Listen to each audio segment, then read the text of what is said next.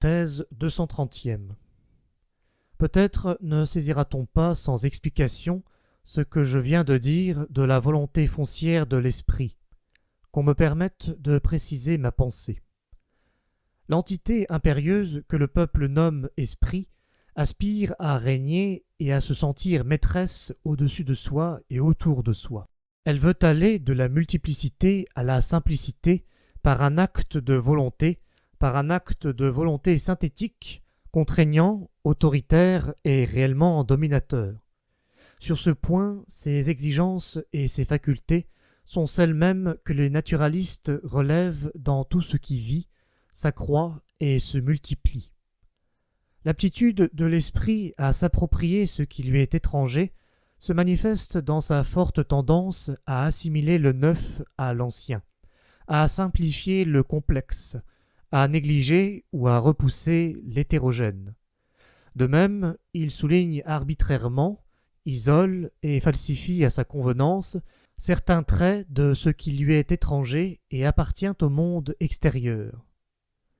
Son dessein est de s'incorporer de nouvelles expériences, de ranger le nouveau dans le cadre du connu, précisément d'avoir le sentiment d'une croissance, d'une force multipliée.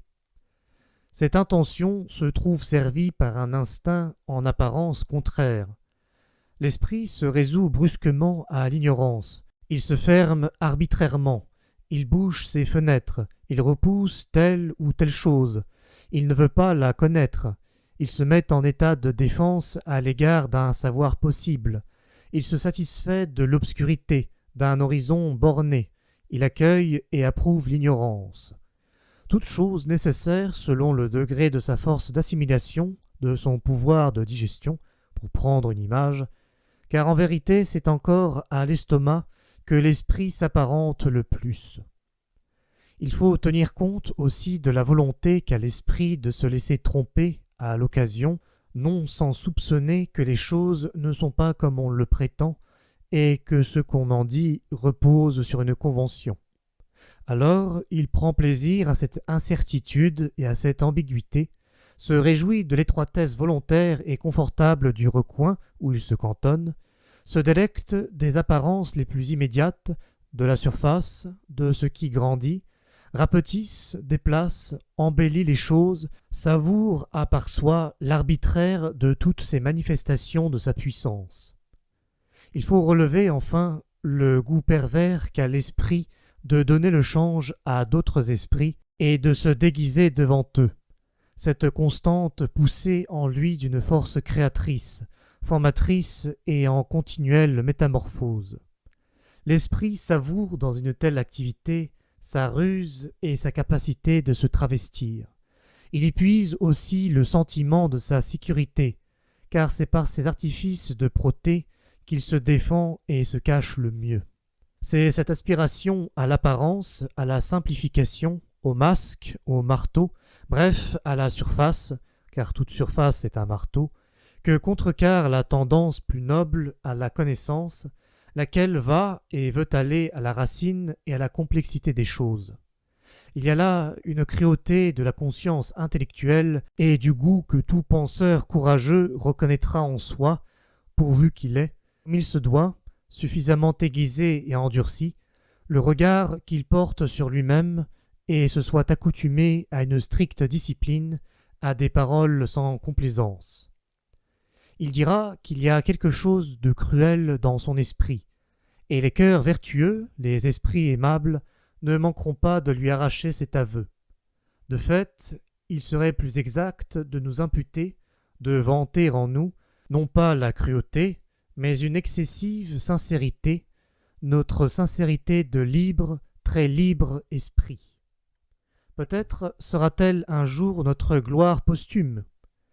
En attendant, car nous n'en sommes pas là, nous sommes moins enclins que personne à nous parer du brillant des sentences morales. Toute notre œuvre antérieure nous détourne d'y prendre goût et nous rend odieuses leur impudente solennité. Ce sont des beaux mots, éclatants, sonores et pompeux, que ceux de probité, d'amour de la vérité, d'amour de la sagesse, de sacrifice de soi, en faveur de la connaissance, d'héroïsme du vrai. Il comporte quelque chose qui vous gonfle de fierté.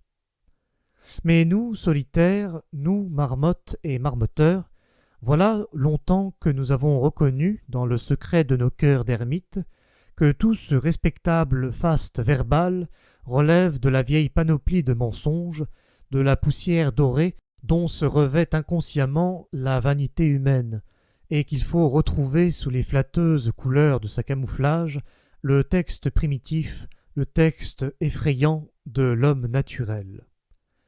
Replonger l'homme dans la nature, faire justice des nombreuses interprétations vaniteuses, aberrantes et sentimentales qu'on a griffonnées sur cet éternel texte primitif de l'homme naturel.